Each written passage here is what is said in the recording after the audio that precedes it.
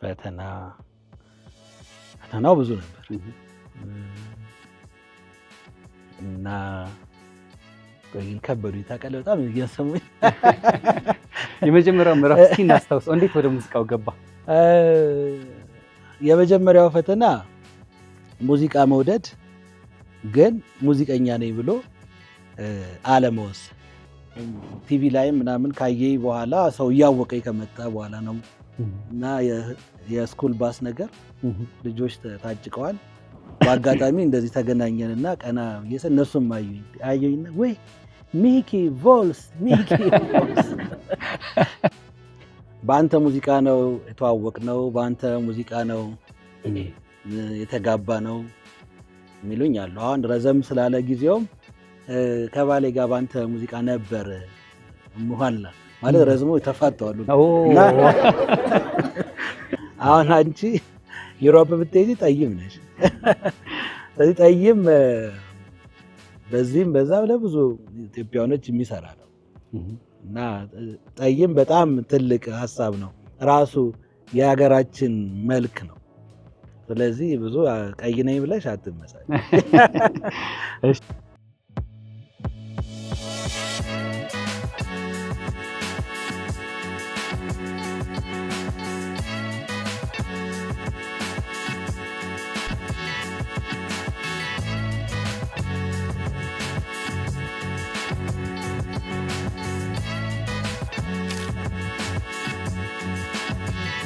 አንድ ቃል በጣም ተወዳጅ አልበም ሆኗል። ብዙዎችም በተለያየ መልኩ ስሜታቸውን ሀሳባቸውን አንጸባርቋል። ምን የተለየ አድናቆት ወይ ምን የተለየ ስሜት ተቀበል እስካሁን ባለው? በዚህኛው አልበም የተለየ ያገኘሁት ይመስለኝ እናመሰግናለን የሚል ቃል በዝቶብኛል እና ሰይፉ ላይም ተናግሬው ነበረ። ለምን እንደሆነ አልገባኝም፣ ግን ደውሉና ሰዎች እናመሰግናለን ይሉኛል። ምናልባት ስሜታቸውን ኮርኩረ ስለገለጽ ይሆን? ምን አተው እንደነበረ አላውቅም። እንዲሁም ፌስቡክ ላይም እንዳለ ፖስቶች ላይም ታንኪዩ የሚል ብዙ ነበረ እና እሱ ተለይቶብኝ። ምን ፈጠረበት? ለምን ታንኪዩ አሉ? ሌላ ጊዜ አድናቂ ነን፣ በጣም ደስ ይለናል፣ ወደነዋል፣ እንዲህ ነው። አሁን ግን ታንኪዩ ያልተለመደ ነው እና የሆነ ነገር ሚሲንግ የጠፋ ነገር ነበር ማለት ነው። ያን ሞልቻለሁ ማለት ነው። ደስ ብሎኛል። እናመሰግናለን የሚለው ቃል ተደጋግሞ ሲመጣ አልበሙን የሰራህበትን ጊዜ ወደ ኋላ መለስ ብላ አላስታወስክም? የትኛው ስራ በተለየ ወይም ቆይቼ ስለመጣ ይሆን አላውቅም። ይቅርታ አቋረጥኩ። ምናልባት የስራውን ሂደት እንዴት ትገልጿለህ? የአንድ ቃል ስራ ሂደት እንዲወጥ የነበረ አይደለም። በጣም የተቆራረጠ በቃ ኦን ኤንድ ኦፍ። ለዚህ ነው ረጅምም ጊዜ የፈጀው። እጀምረዋለሁ፣ ከዛ የሆነ ምክንያት ይመጣል አቆመዋለሁ። ከኔም ውጭ በሆነ ምክንያቶች፣ በጣም ብዙ ምክንያቶች ነበሩ። በተለይ ከ2010 ወደዚህ ደግሞ በጣም ኤክሳይት የሚያደርግ ነበርና እነሱም እንትኖች የፈጠሩት ጫና ነበረ። ምክንያቱም አቴንሽኖች በሙሉ ከሙዚቃ ወደ ሌላ ሄደው ነበር። እነሱም እንዲህ እያሉ ስለዚህ በአጠቃላይ የሆነ ወጣ ገባ ያለ እንጂ ይሄ ኮንቲኒየስ 12 ዓመት አንድ አልበም ልትሰራ አልችልም። በዚህ ሙዚቃ ውስጥ ምን ተናግሬበታለሁ ትላለህ? በአንድ ቃል ውስጥ በመሰረቱ ያው እኔ ስለ ፍቅር ነው የማወራው። ስለዚህ አሁንም እሱን ነው የቀጠልኩት። መልካም። በተለየ መልኩ ሚኪን የምናውቀው በዘፈን ስራዎች ውስጥ ረቀቅ ያሉ ግጥሞችን፣ ሙዚቃ ቀለል ያለ ቋንቋ ቢሆን ቀለል ያለ የግጥም ሀሳብ ቢሆን የሚሉ ነገሮች ይነሳሉ አንዳንዴ። ያንተ የግጥም ስራዎች ላይ ግን ከቀደመው የገብረ ክርስቶስ ግጥምን ከማንሳት አንስቶ የጌትነትን የሆን እንደዛ ጠጠር ያሉ ግጥሞችን ከዚያ ደግሞ የሰለሞን ሳለን ማካተበታል። እንዲሁም ደግሞ እዚህኛው ላይ የወሎ ስራ ላይም እንደዚሁ ገጣሚያን ምን ያክል ለቃላት እንደሚጨነቁ ይታወቃል። ጠጠር ያሉ የግጥም ስራዎችን በተዋበ ዜማ የማምጣቱን ነገር ትመርጠዋለህ። ለምንድን ነው? በአጠቃላይ የኔ ዘፈኖች የደንበኛ የዘፈን ግጥም ጸሐፊዎች አይደሉም። ራሱ ያልጠቀስካቸው እነ መስፍን ወልደትንሳኤም በኋላ አንተነህም እዚህ ላይ የተጠቀምኩት ቴዎድሮስ ጸጋይም ሁሉም አዎ ዳዊት ተስፋዬም ይሄ ዘፈን ግጥም እንጻፍ ብለው ቁጭ ብለው የሚጽፉ ሰዎች አይደሉም። እንግዲህ ቤት እንዴት እንደለመድኩት አላውቅም፣ ግን መጀመሪያ ግጥም ለዘፈን ቀላል መሆን አለበት የሚለው ሀሳብ አይገባኝም። ሀሳቡ መክበድ እንዴት ነው ስትገልጽ ደስ በሚል ቋንቋ መግለጽ መቻል አለብን እንጂ ዝም ብሎ ዴይሊ በምናወራ አይነት ባይሆን ደስ ይለኛል። ይሄን ስለ ደግሞ ዝም ብሎ ለድርሰት ተብሎ የሚጻፉ አንዳንድ ግጥሞች አሉ። እንደዚህ አይነት ቃላትም የላቸውም፣ ግን ኮንሴፕቹዋሊ ያደጉ ቢሆኑ ደስ ይለኛል። ምናልባት ይህን ሀሳብ እንደው አንተ እንዲሁ ላታመጣው ትችላለህ። ተጽዕኖ ያሳደረብህ የሙዚቃ ሰው ይኖር ይሆን? እንደዚህ በግጥም ስራዎቹ ከፍ ያሉ ረቀቅ ያሉ ጠንከር ያሉ የግጥም ስራዎቹን በሙዚቃ ውስጥ ታገኝበት የነበረው ድምፃዊ ነበር ከአንተ በፊት? እኔ ስጀመር ግጥም አልበም ስራት ጀምሬ ግጥም አላውቅም ነበር። እድሜ ልኬን ዜማ ስሰማ ነው የኖርኩት። ልክ አልበም ሰራ ነው ዘፈን ውስጥ ግጥም እንዳለ ሁሉ ያወቅኩት። እና እኔ የዜማ ሰው ነኝ፣ በጣም ዜማ ነው የምወደው። እስቲ ግጥም ልስማ ብዬ ከተልና መጨረሻ ላይ ዘፈኑ ሲያልቅ እኔ ዜማውን ሰምቼ የት ጋር እንደጠፋውም አላውቀውም። ግን ልክ የመጀመሪያውን አልበም በተለይ ከአንተ ጎዳና በፊት ስንቶቻችሁ እንደምታውቁት አላውቅም፣ መለያ ቀለም የሚል የፒያኖን ቮካል ከግርማይ ፍራሸዋ ጋር እሱ ጋር ነው ብዙ ነገር የተጀመረው። የእሱ ግጥም ጸሐፊ ማነው? ጌትነት እንዲያው ነበር። በቃ እሱ ላይ ነገሮች ሁሉ ተጀመሩ። ስለዚህ መሰረቱ እዛ ጋር ተጥሏል ማለት ነው። ሜይ ቢ ያሱ ኢንፍሉዌንስ ሊሆን ይችላል፣ ግን እጠራጠራለሁ። እሱ ልክ እንደ እሱ ሲጀመር እሱን ሳየው ያኔ ነው ለካ ግጥም ዘፈን ውስጥ አለ፣ ግጥም የሚባል ነገር አለ። እና እኔ ነበርኩ ብዙ ዲል የማደርገው ከጌትነት እንዲያው ጋር ብዙ ማስተካከል ነበረብን። ያ ፎርማቱ ሁሉ የተለየ ስለነበረ እሱ በራሱ ተጠናቀቀ እና ከዛ አንተ ጎዳናን ስጀምር ግን ቀስ ቀስ እያልኩ ነው ግጥሞቹን እንትን አናላይዝ ማድረግ የጀመርኩት። ቀስ እያልኩ ነው ውስጣቸው መግባት የጀመርኩት። አሁንም ገጣሚዎች ግጥም ሲሰጡኝ ወዲያው አይገባኝም። ወስጄ ግን አስቀምጡ አየውና ይሄ አቅም አለው የለውም ግን ከሆነ ጊዜ በኋላ ነው ራሱ ይገለጥልኛል። አይ ዶንት ኖ ሃው። እና ልክ ዜማው ለዚህ ዜማ እስቲ ግጥም ልፈልግ ብዬ ካስቀመጥኩት እዛው የምሰራበት ቦታ ላይ ስፈልግ አንዱን እመዛለሁ። የዛን ጊዜ በደንብ አናላይዝ አደርገዋለሁ። የዛን ጊዜ ነው በደንብ። ስለዚህ በሙዚቃ ስራዎች ውስጥ መጀመሪያ የምታስቀድመው ዜማውን ነው፣ ከዛ ግጥም መጥቶ እና ምን እላቸዋለሁ ገጣሚዎች፣ እኔ ግጥም ስለማላቅ ጊዜ ስጡኝ እላቸዋለሁ ለማጣጣም በምን ተለማለት። እና ግጥም አለማወቄ ጠቅሞኛል መሰለኝ። እና እንደ አድማጭም ሆኜ ነው የማስበው። ሞር ግጥሞቹ ሲነገሩ ቪዥዋላይዝ መደረግ ቢችሉ ደስ ይለኛል። ሀሳቡ አይምሮ ውስጥ ገብቶ የሆነ የራሱ የሚፈጥረው ኢሜጅ ስዕል ቢኖረው እንደዛ ነው። መልካም። የፍቅር ዘፈን ሲባል ሚካኤል በላይነህ ከፊት መስመር ይቀመጣል ሁሌም ቢሆን፣ ብዙዎች ያስታውስታል። ይህን ቀለም እንዴት አድርገህ ፈጠርከው? እንዴት አድርገህ አመጣኸው? መጀመሪያው አልበም ላይ ሞቶው መመሪያው ልበልህ፣ በአብዛኛው እኛ ሀገር ያሉ የፍቅር ዘፈኖች የሆነ መከፋት፣ የሆነ ጨለምተኛ ነገር አለ፣ መለያየት፣ ተለያይቶ ደግሞ ሃፒ ኤንዲንግ የሌላቸው እንደዚህ አይነት ስሜቶች አሉ። ወየውልሽም እኮ አለ።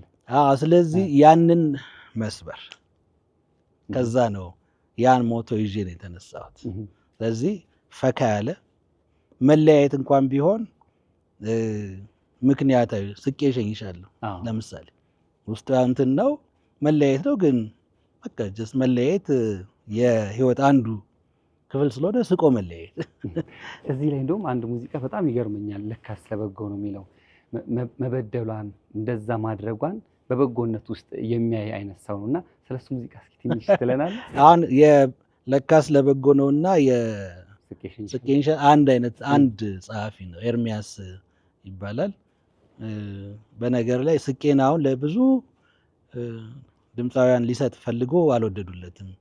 እኔ ልክ ሳየው ቆይ እኔ ጋር ይሆን አልኩትና ስለዚህ ያኛውም ለካስ ለበጎ ነውም ብዙ ሰዎች ያስፈራናል ይላሉ ሴቶች በተለይ የሆነ ቁጭትና ንዴት ነገር ግን በዛ ውስጥ ግን በቃ ለመቁረጥ ረዳኝ ነው አለቀ ሌላ ነገር እኮ የለውም መበደልሽን በበጎ አይቻለሁ ይላል ከዚህ በላይ ቅኔም የለም በዚህ እስከ ዛሬ በመጣበት የሙዚቃ ስራ ጉዞ ውስጥ ነገሮች አልጋ ባልጋ አይሆኑም የመጀመሪያ ምዕራፍ እስቲ ሚኪ ከሙዚቃ ጋር የተዋወቀበት የመጀመሪያ ምዕራፍና ፈተናዎቹ ምን ነበሩ እንዴት ሲሻገራቸው እዚህ ጋር ደረሰ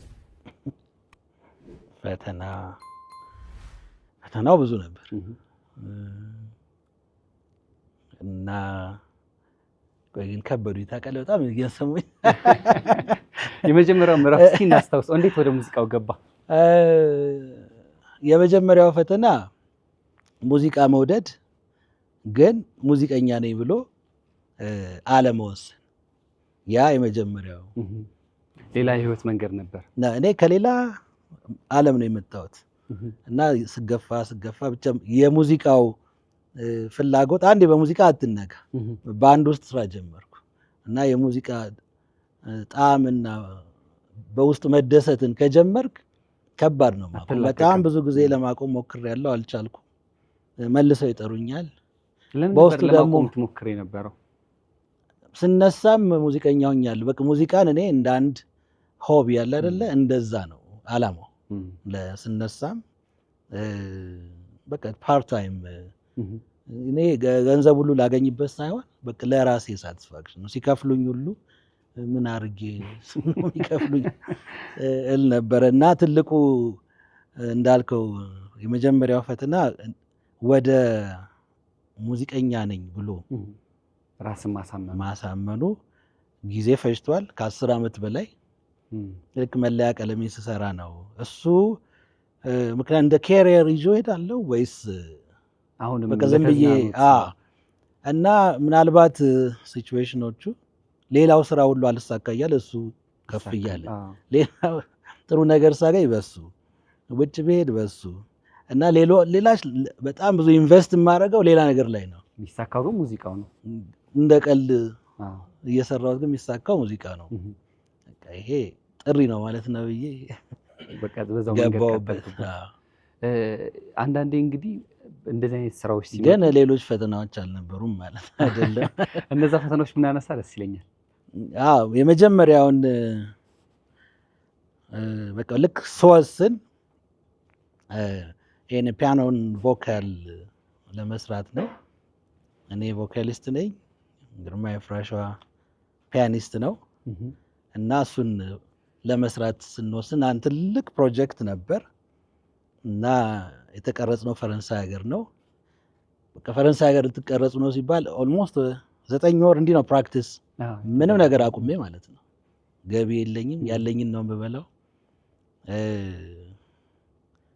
ቤንዚንም እየቆጠብኩ ነው ስቀዳ ትንሽ ቮክስዋገን ነበረችኝ እና ቢያንስ አመት ልበል ከአመት በላይ ያለ ገቢ ለሙዚቃው ማለት ልክ ሶስን ማለት ነው እና በጣም ፈታኝ ነበር ያን ጊዜ ስታስበው እንኳን አደረኩት ትላለህ ዛሬ ላይ ሳስበው አዎ ያው እዚህ መጥቼ ጠርተኝ ይኸውልህ ሰው እንደዛ ዋጋ ከፈልክበት አንድ አመት ሙሉ ሌላ ገቢ ምንጭህን ድፍንፍን አድርገህ ዘጋግተህ ከዛ ሙዚቃ ሙጥኝ ያልክበት ጊዜ ውጤቱ ምን ከፈለ ራሱ ያ ደግሞ ፕሮጀክቱ ራሱ መድረስ የነበረበትን ብዙ ያልሄደ ደግሞ በአይምሮዬ ሲሄድኩት ሬኮርዲንግ ምናምን እዛ ስደርስ በፍጹም ከአይምሮዬ ውጭ የነበረ ግን አንድ የገባውበት ስለነበር በቃ ኮሚትመንት ያስፈልጋልና መጨረስ ስለነበረብኝ ሰክሰስፉሊ ጨርሼ ግን ምንም በኔጌቲቭ የወጣውበት ፕሮጀክት ነው ከስምም ስም ወይም ብቻ የህይወት ኤክስፒሪየንስ ያገኘውበት እንጂ ፋይናንስ ስለገን አንድ የተማርኩት ነገር አሁን ቀድመንኛ ስፖንሰር ፈልገን ምናምን አርገን ለመቀረጽ ነበረ ፕላኑ ግን ኢዚሊ ስፖንሰሮች መጡ ፈረንሳይ ኤምባሲ እና ጀርመን ኤምባሲ ውፍ በስማ በነፃ ሁሉ ነገር ተገኘ በቃ ተባለ። መጨረሻ የገባኝ ምንም ነገር በነፃ እንደሌለ ነው። ስለዚህ ከኪስ ባትወጣም ያለን ታጣለህ እንዴ 1 አመት ያለ ገቢ አስኖሮኛል። ከባድ ጊዜ ነው። በኋላም ገቢም የለውም። ከዛ ብዙ ዋጋ አስከፍሎኛል። እዚህ ሲሰራ ነፃ ቢመስልም ከኋላው ግን የመጣው እንትን ብዙ ዋጋ ያስከፈለ ነበርና ግን እንደ ልምድ ትልቅ ልምድ ያገኘሁበት ፕሮጀክት ነበር። በጣም አሪፍ። እንግዲህ መለያ ቀለሜ ትልቅ መሰረት ጣለልህ። ከህዝብ ጋር ደግሞ በአንተ ጎዳና በብዙ ተዋወቅ። አንተ ጎዳና ምን ይመስል ነበረ? ከኤልያስ ጋር የነበራችሁ የመጀመሪያው ትውውቁ፣ ከዛ ወደ ስራው ከተገባ በኋላ ከዚያም ስራው ተጠናቆ ለአድማጭ በቀረበበት ጊዜ የነበረውን ሁኔታ እንዴት ታስታውሳለህ? መጀመሪያ ሰው ያየኝ ልክ በማደባበስ ይቀል የሚል እንደውም በአሜሪካ ኤምባሲ ዩኤስኤአይዲ ፋንድ ያደረገው ትልቅ ፕሮጀክት በሱ ነው ሰው ያየኝ። እሱ ዘፈን የአንተ ጎዳና ዘፈን ፓርት ነበረ እና ሰው መርጠውት ወስደው ያው እንዲጠቀሙበት ጠየቁኝ። ኦኬ አልኳቸው። ለእኔ ጥሩ አጋጣሚ ነበረ። ዜማ ለመስራት እችላለሁ አልችለውም የሚለውን ትልቅ ኮንፈርሜሽን የሰጠኝ ስቴፕ ነበር። በኋላ ያው አንተ ጎዳና መጣ። አንተ ጎዳና ጥያቄ ምን ነበረ? ያኔ አንደኛ የተሰራበት ሂደት ምን ይመስላል? ከዛ ከኤልያስ ጋር የነበራችሁ ትውውቅ ነው መጨረሻ ላይ ለህዝብ ከደረሰ በኋላ? ከኤልያስ ጋር የነበረን ትውውቅ ረጅም ነው። ከአልበሞቹ በፊት ነው። ከሁለቱም ከመለያ ቀለም የሚቀድመው ባንድ ውስጥ ነው። መዲና ባንድ ውስጥ ሆነን የተዋወቅ ነው። ከዛም በፊት ደግሞ ያሬድ ሙዚቃ ትምህርት ቤት እኔ በፓርታይም ፒያኖ ስማር የዛን ጊዜ ነው የተዋወቅ ነው እና የመጀመሪያውን ስቱዲዮንም ሲከፍት አብረን ነው የከፈት ነው። በእኔ ትንሽ ስቱዲዮ ውስጥ ነው የተከፈተችው። በእኔ ኪቦርድ ስፒከሮቹ እና መቀመጫው ምኑም እና ትውውቃችን ረጅም ነው። ረጅም ጊዜ። አልበሙ ላይስ እንዴት ነበር? አልበሙ ላይ እንደ ትውውቃችን ቶሎ ወደ አልበም አልሄድኩም። ሌሎች ከኔ ቀድመው የነበሩ ትዕግስት በቀለ፣ ሚካያ ባህሉ፣ ሚካያ እንኳን ከን በኋላ ነች። እነ አሌክስ እና ጎሳዬ እነዚህ ብዙ 1 4 5 አልበሞች ነበሩ። ግን በጣም ለእኔ ኢንስፓይሪንግ የነበረው የትዕግስት በቀለ ነው። ትዕግስት በቀለ ጋር አብረን ነው ሙዚቃ የጀመርነው። የእሷ ተሰራ እሱ ስቱዲዮ። ወዲያው ሲወጣ ሰው ማዳመጥ ጀመረ። ሰው በጣም ያደንቃት ጀመር። ለካ እንደዚህ አይነት ለውጥ የአስቴርን ስትዘፍን ነው እኔ የማውቃት። በራሷ ዘፈን ክለብ ውስጥ ሰው ሲጮህ በቃ ያ ተወዘብ ዋናው እኔም ስለዚህ ከዛ እኔም ገባሁበት። ለአንተ እንደ መንደርደሪያ አገልግሏል። ግን ዜማዎች ነበሩኝ። እርግጠኛ አልነበርኩም ብቃት ያላቸው ለሰው ጆሮ የሚጥሙ ናቸው ይሆኑ። ፍርሃትም ይኖራል። ስለዚህ ቀስ ቀስ እያለን ሞከርናቸው እና የመጀመሪያው በነገር ላይ ዜማ መጀመሪያ ቴስት የምታደርገው ስቱዲዮ ውስጥ ነው እና ስቱዲዮ ውስጥ ይዘህ ስትሄድ ሁሉ ትንሽ ልብ ይፈራል። ጥሩ ነው በተለይ ልምድ ከሌለ እና እያበረታታኝ ይሄ ጥሩ ዜማ ነው፣ ይሄ እንዲህ ይሁን እንዲህ የተባባልን ሰራ ነው ማለት ነው። አንተ ጎዳና በጣም አሪፍ። ምን አስቤ መሰለ መጀመሪያ ሰሞን ላይ ስራዎች ስንሰራ በተለይ የጥበብ ስራ ሲሆን አውጥተን ለሰው እንካ ብለን የምንሰጠው ነው እና ያኔ ጥሞን የሚያጣጥም የመኖሩን ያክል ወደዛ ብሎ የሚያሽቀነጥርም ይኖራል። እንደዚህ አይነት ሁለት ስሜቶች ሲመጡ እንዴት ነበር ታስተናግደኝ ነበር? አያስፈራህም ነበር? አንዳንዴ ደንገጥ የሚያደርጉ አስተያየቶች ይሄ ነገር ቢቀርስ ደግሞ እንደዚህ የሚሰራል የሚሉ አይነት ነገሮች ሲመጡ እንዴት ነበር ትቀበለኝ ነበረው? እኛ ሀገር እንደምታውቀው አስተያየት ፊት ለፊት አይሰጥም። የሰው ፊት ወይ ታነባለህ፣ ደስ ብሎታል አላለም ራስ የማንበብ ችሎታ ነው እንጂ እንደዚህ ፊት ለፊት መጥቶ ይሄ እኮ እንዲህ ነው የሚል ሰው የለም። አለ እንዴ? አስተያየት ትሰጣላችሁ? ከብዙ በጥቂቱ አንዱ ትልቁ የኛ ሀገር ችግር እሱ ነው። እንደዚህ ፊት ለፊት መጥቶ አስተያየት የሚሰጥ የለም። ግን ምንድነው ከሲቹዌሽኖቹ ትረዳለህ። ምናልባት እኔ የረዳኝ ከአንተ ጎዳና ጀምሮ ከህዝብ ጋር ስተዋወቅና ሳድግ ነው ያየሁት። እንደዚህ በጣም ክሪቲካል የሆነ አስተያየቶች አላጋጠሙኝም። ወይም ያው ጆሮ ለባለቤቱ ባዳ ነው ሰማቸው። አንተ ጎዳና ግን ገና ልክ እንደዚህ እንደወጣ ይሄ ቡም ያደረገ አሁን ለምሳሌ ከኔ ጋር አብሮ የዘሪቱ ወጥቶ ነበር። የእሷ ልክ ከበፊቱም በደንብ ተዘጋጅተው ማስታወቂያ ሰርተው ቪሲዲ ይባል ነበረ እና በደንብ ሰውን አዘጋጅተው ነው ሲወጣ ልክ ቡም ያለው። የኔ እንደዛ አይደለም። የኔ ዝም ብሎ በለሆሳስ ነው ቀስ ብሎ የገባው እና ግን ራሱ በጣም እያደገ በጣም ሄደ እና በዛ ጊዜ ውስጥ ምንም ይሄን ያህል የሚያሳቅቅ አስተያየት አላጋጠመኝም። አሁን እንግዲህ ምናልባት ዘመኑ ስለፈቀደ ይሆናል ሶሻል ሚዲያው ላይ እንደዚህ ነገሮች መኖራቸው አይቀርምና ሶሻል ሚዲያ ላይ ምን ያክል ትመለከታለህ? ሀሳብ አስተያየቶች? አያለው ብዙ ዲሊት አደርጋለሁ። አንዳንድ አስተያየቶች አሉ ኢንቴንሽናሊ ዝም ብሎ ኔጌቲቭ ያስታውቃል፣ ኮንስትራክቲቭም አይደለም እና የሆነ ጊዜ ላይ ደግሞ አንዳንድ አስተያየቶች ሰጥ ነበረ ፖለቲካ በሱም የተነሳ ስለዚህ አሉ እንደዚህ አይነት አስተያየቶች አሉ። ግን ሚውዚካሊ ምናልባት በዚህኛው አልበም ላይ ያንኛው መሰለን ምናምን የሚሉ አይቻለሁ። እነሱም አንዳንድ ኢንቴንሽናቸው ፖዚቲቭ እስከሆነ ድረስ ምንም ጀስት ሁሉም ራሱ ጃጅ እንዲያደርግ ተዋቸዋለሁ። መልካም። ስለዚህ ያው ወደ እነሱ እናሻገር። ዴሞክራት ነኝ። ኦኬ፣ ትቀበላለህ? አሪፍ። ወይ ስለ ግጥም አንተም ጠይቀኸኛል። አዎ፣ በተወሰነ ግጥም የሚሰጡኝ ሰዎች አሉ። ግን ልክ ሲሰጡኝ በአይምሯቸው ውስጥ የፈጠሩት ዜማ ያለ ነው ይመስለው። ምክንያቱም የሆነ የወርድና ከዛ እንደ አዝማች ከዛ አዝማች ነገር አድርገው ነው የሚሰጡት። ያ በጣም ይወስናል፣ ለመስራትም አይቻልም። ግጥም ከሰጡኝ የሚፈልገው ዝም ብሎ በቃ እና አንድ ገጣሚ እንደሚጽፈው ሆኖ ሲጻፍ ነው ደስ የሚለኝ። ከዛ በኋላ ነው እኔ ፕሮሰስ የማደርገው እንደፈለግኩ የፈለግኩትን ቃል።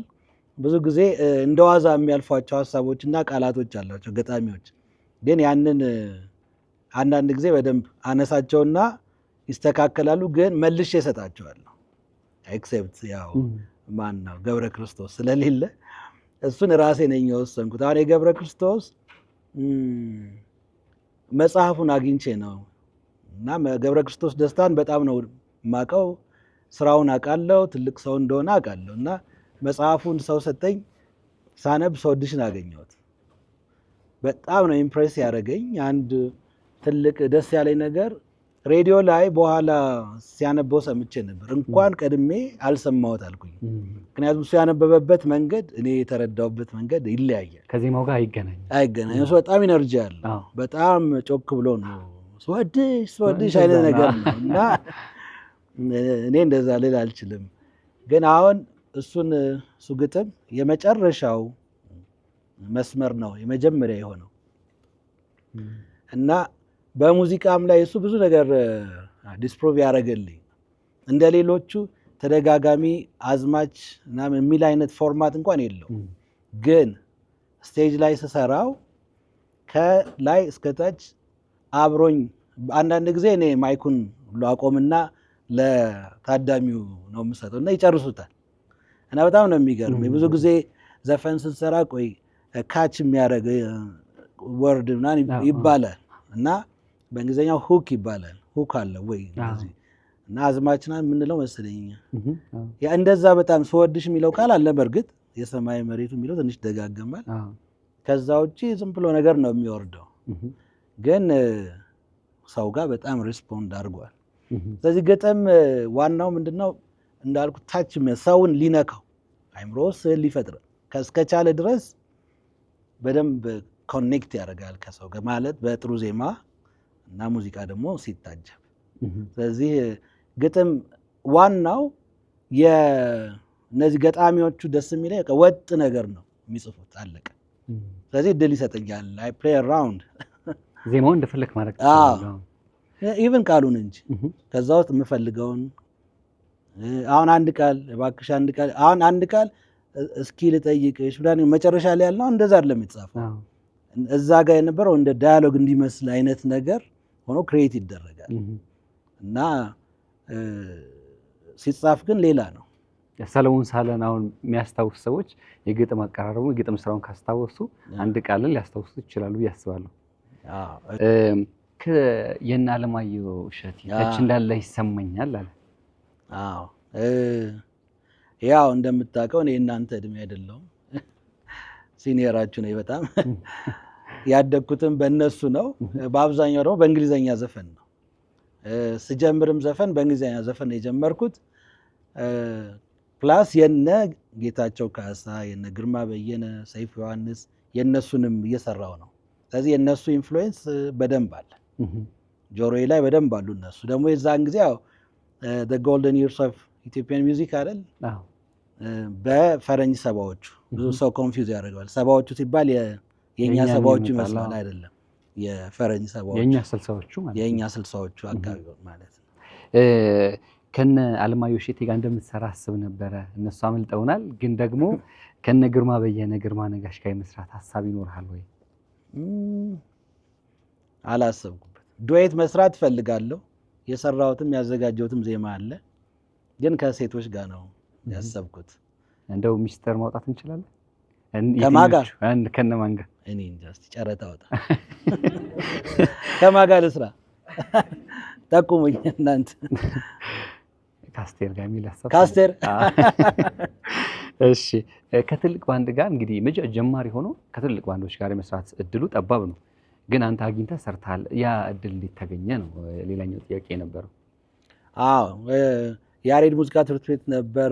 እኔ ራሱ ሙዚቀኛና ሙዚቃን ያገኘሁት ያሬድ ሙዚቃ ትምህርት ቤት ፓርታይም ፒያኖ ልማር ሄጄ ነው። ስለዚህ እዛ ደግሞ ባንድ ውስጥ የሚሰሩ ሰዎች ነበሩ። ምናልባት በኪቦርድ አድርገህ ለምን አልጀመርክም? ቢሆን ኖር አልጀምርም ነበር፣ እርግጠኛ ነኝ አልጀምርም ነበር። እዚህ ማለት እንደዛ ቢሆን ኖሮ መንገዱ አልሄደውም ነበር። ስለዚህ ስማርም ፒያኖ ነው ተማርኩት፣ ግን በፒያኖ እና በሳክስፎን ብቻ ሰርቻለሁ። ፒያኖ አኩስቲክ ፒያኖ እና እዛ የሚሰሩ ሰዎች ስለነበሩ እነሱን ይዘውኝ ወደ ባንድ ሄድን ማለት ነው። እንዳልኳቸው እንግሊዝኛ ዘፋኝ ነበርኩኝ። የእንግሊዝኛ ዘፋኝ ደግሞ እጥረት ስለነበረ ተፈለገ ነበር ብዙ ባንድ ውስጥ። ያ ነው በቃ። የቮልክስዋገን ነው እናንሳ። እሱ ሰምቷል፣ ግን ምናልባት ያልሰሙ ብዙ ታዳሚያን ይኖራሉና ብዙ ኢንተርቪው ላይ ተናግሬዋለሁ። ቮልክስዋገን ነድቻለሁ። ስጀምር የመጀመሪያ መኪና ቮልክስዋገን ነች እና እቺ እንትና ቢትልስ እና አንተ ጎዳናን አውጥቼ ምናምን ሰው ቲቪ ላይ ምናምን ካየኝ በኋላ ሰው እያወቀኝ ከመጣ በኋላ ነው። እና የስኩል ባስ ነገር ልጆች ታጭቀዋል። በአጋጣሚ እንደዚህ ተገናኘንና ቀና ብዬ እነሱም አዩኝና ወይ ሚኪ ቮልስ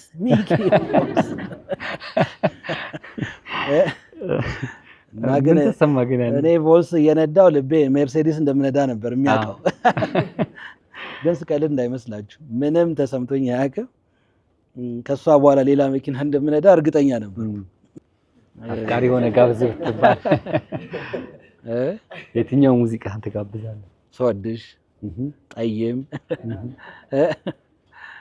እነዚህ የፍቅር ምርጫዬ። ስለዚህ ሁሉም ይጋበዛል እኮ። አዎ ሁሉም። ግን ብዙ ጊዜ ይሄ ሙዚቃ ይደጋገምብኛል የምትለው ብዙ ሰዎች ከዚህ ሙዚቃ ጋር በተገናኘ የራሳቸውን ነገር ነግረውኛል፣ ገልጸውልኛል የምትለው በአንተ ሙዚቃ ነው የተዋወቅነው፣ በአንተ ሙዚቃ ነው የተጋባ ነው የሚሉኝ አሉ። አሁን ረዘም ስላለ ጊዜውም ከባሌ ጋር በአንተ ሙዚቃ ነበር መኋላ ማለት ረዝሞ ተፋተዋሉ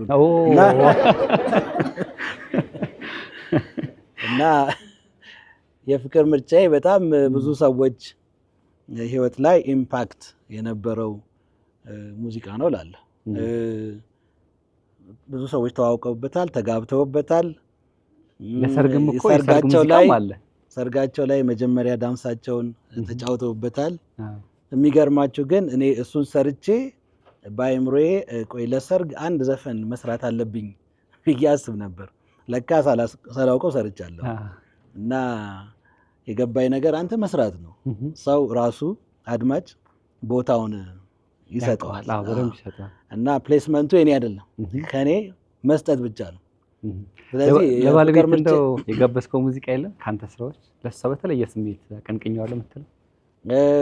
ትመጭ እንደው ብዙ ሰው ኮንፊውዝ ያደርገዋል እሱን ዘፈን። ትመጭ እንደው ለባለቤቴ ነው። የእሷ መነሻነት ነው። አዎ በጣም ጥሩ።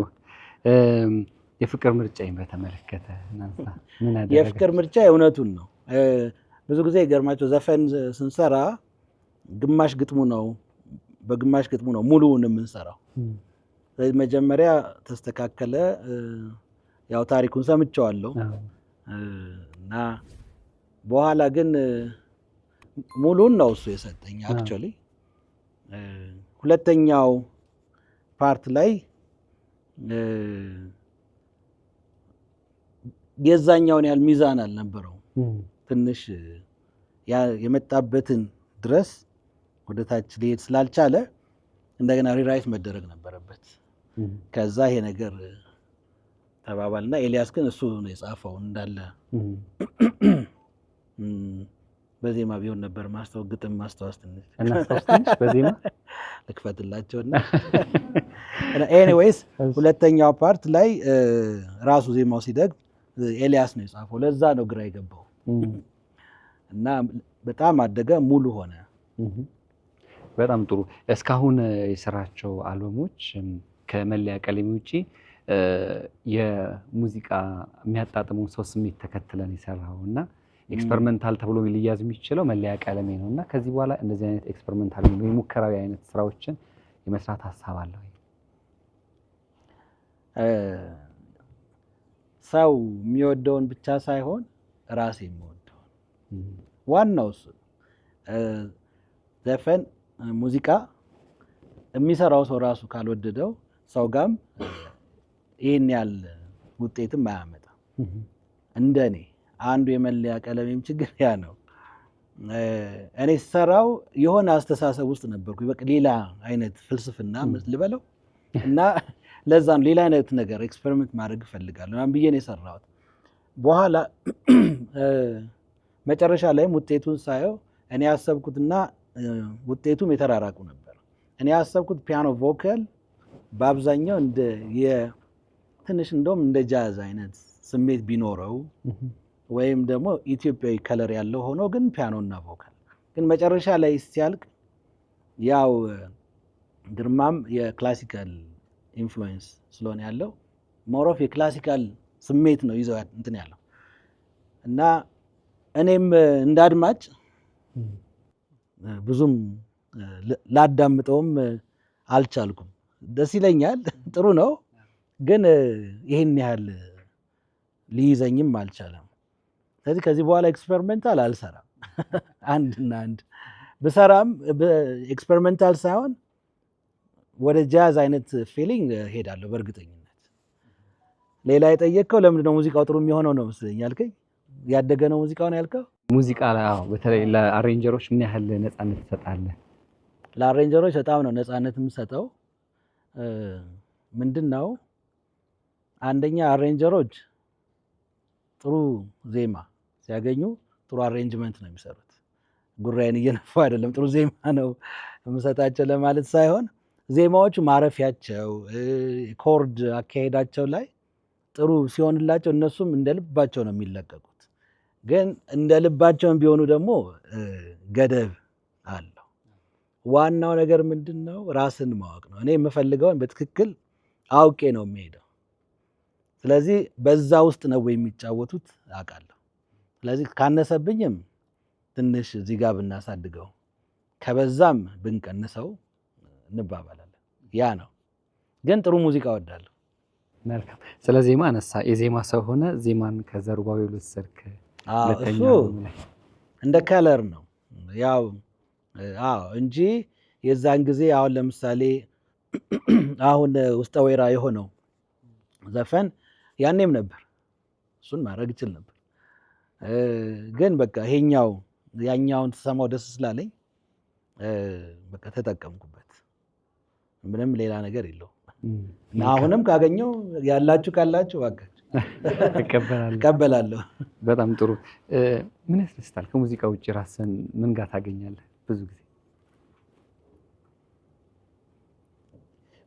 በጣም ሙዚቃ እሰማለሁ። ሙዚቃ አሁንም ሙዚቃ ነኝ፣ አሁንም ሙዚቃ ነው። ብዙ ጊዜ እኔ ህይወቴ ሙዚቃ ውስጥ ነው። በመስማት ብዙ ነገር አደርጋለሁ። ከዛ ውጪ የቤተሰብ ያው ከልጆቼ ጋር ማሳልፈው አሁን በጣም ደስ ይለኛል። አልፎ አልፎ አነባለሁ እና ከጓደኞች ጋር ጊዜ ማሳለፍ በጣም ደስ ይለኛል። ጓደኞች እነማን ናቸው? ምን አይነት የህይወት መስክ ላይ ያሉ ናቸው? ከሙዚቃ ጋር ናቸው አይደሉም? እስኪ እናንሳ። ብዙዎቹ ወይም ሁሉም ማለት በሚቻል ደረጃ ከሙዚቃ ውጭ ያሉ ናቸው። ለሙዚቃ ግን ግብአት የሆኑበት አጋጣሚ አለ?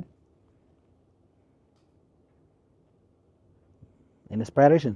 አዎ፣ የሆነ ካወሩ ከነሱ ከነገሩ ነገር ተንተርሰህ ቤት ገብተህ የጫርከው ነገር ወይ ለዜማ ቢሆን? እንዳልኩ እኔ ዜማ ነኝ። እኔ ዜማ ስለሆንኩኝ ግን ሀሳብ አዋጣለሁ። አይ የለም ባጭሩ የለም። ስኬት ላንተ ምንድን ነው? በእስካሁኑ ጊዜ ሚኪ ራሱን ስኬታማ ነኝ ብሎ ያስባል ወይስ ገና የስኬት መንገድ ላይ ነኝ ብሎ ነው የሚያስበው? ሁለቱም። ስኬታማም ነኝ፣ ወደፊት ደግሞ ከዚህም በላይ መሄድ እፈልጋለሁ። ስኬት እንግዲህ አንዱ ይሄ ነው። ቅድምም እንዳልኩ በእኛ እውቅናህን መጨመር ነው። እንደ ሰውየው ነው።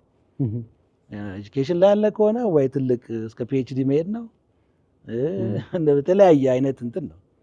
እኔ ግን አሁን ባለሁበት እውቅናዬን መጨመር፣ ተቀባይነቴን መጨመር፣ ያለኝን ኬሪየሩን እያሳደግኩ መሄድ እሱ ነው እና ጥሩ መንገድ ላይ እንዳለው ይሰማኛል። አይደል እንዴ? አሁን ካለህበት እድሜ 20 ወይ ደግሞ 30 ዓመት ወደኋላ ተመለስና የሆነ ነገር አስተካክለህ በሙዚቃ ህይወት ውስጥም ባለ መንገድ ላይ የሆነ ነገር አስተካክል ብትባል ላስተካክለው የምችለው ነገር አለ ብለህ ታስባለህ? አዎ። ምን ይሁን? በጣም ጥሩ ሙዚቀኛ ሆን ነበር። ሙዚቃ መሳሪያ ተጫዋች።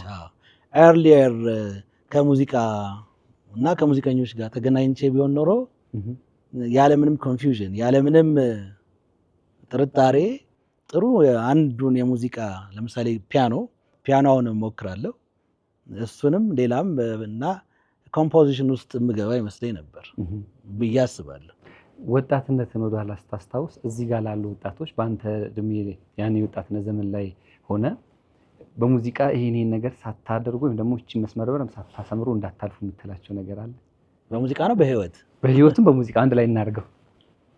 ሙዚቀኞች አይደሉም ማለት ሙዚቃ ይሞክር በእርግጠኝነት አለ። እኔ በህይወት ካላችሁ በደንብ መመክራችሁ never give up። ከዛ ደግሞ ሁሌ መጣር ነው። ምክንያቱም ከሰው ሰው እድሉ ይለያያል።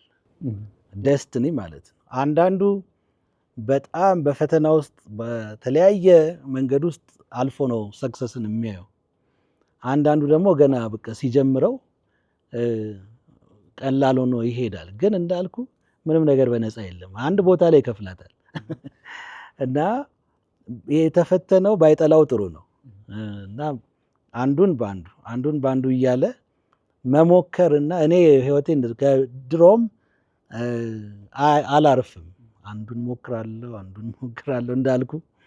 ስለዚህ ግን በዚህኛው ወጣሁ። ግን በዚህም ስወጣ ተምሬያለሁ ማለት ሃየር ኤጁኬሽን ውስጥ ገብቻለሁ። ቢዝነስ ሞክሬያለሁ። ራሱ ሃየር ኤጁኬሽን ራሱ ቴክኒካል ኖሌጅ ውስጥ ገብቻለሁ። ሶሻል ሳይንስ ውስጥ ገብቻለሁ። ስለዚህ ዛሬ ላይ ብዙ ነገሮችን እዚህ ላይ ቁጭ ብዬ ኢማጂን ላደርግ የምችልበት ልምድ ይዣለሁ። የሄድኩበትም የህይወት መንገድ ዝም ብሎ አልጋ ባልጋ አልነበረም።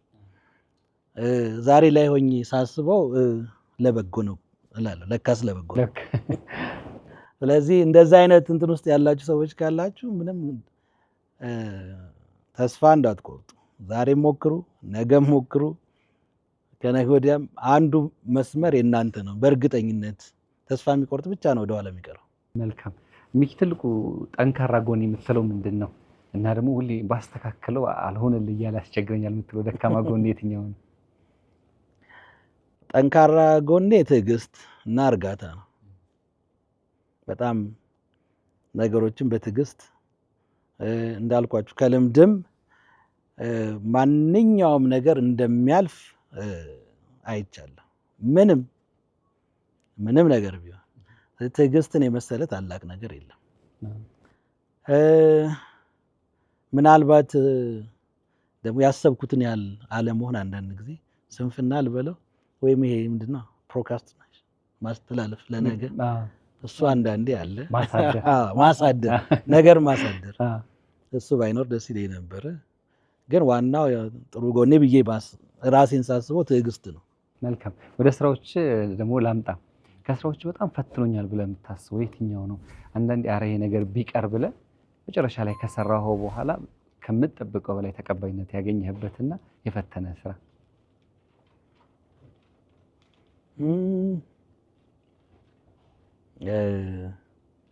ሲቆይ ላስብ። አሁን ውስጠ ወይራ የሚለው ስራ አንዳንድ ስራዎች ባይ ዘ ወይ ከጊዜ ጋር የሚያድጉ አሉ። በቪዲዮ በምናምን ቢታግዙ በጣም የሚያድጉ አሉ። ውስጠ ወይራ እንደዛ ነው ብዬ አስባለሁ ከነ ኮንሴፕቱ። እሱን አሁን ባለፈውም ጀመርኩት ሳላወጣው ተውኩት። አሁንም ትቼው እስቲ ቆይ ብሞክረውስ ብዬ ራሱ ዜማውም አካሄዱም ብዙ ያወዛግበኝ ነበር። መጨረሻ ለኤንዲ ሰጠሁት።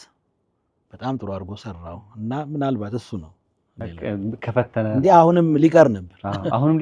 አዎ እንግዲህ ያንተ ትልቁ ስኬት ሙዚቃ ውስጥ የሄድክበት መንገድ በራሱ ማሳያ ሆኖ ይቀመጣል።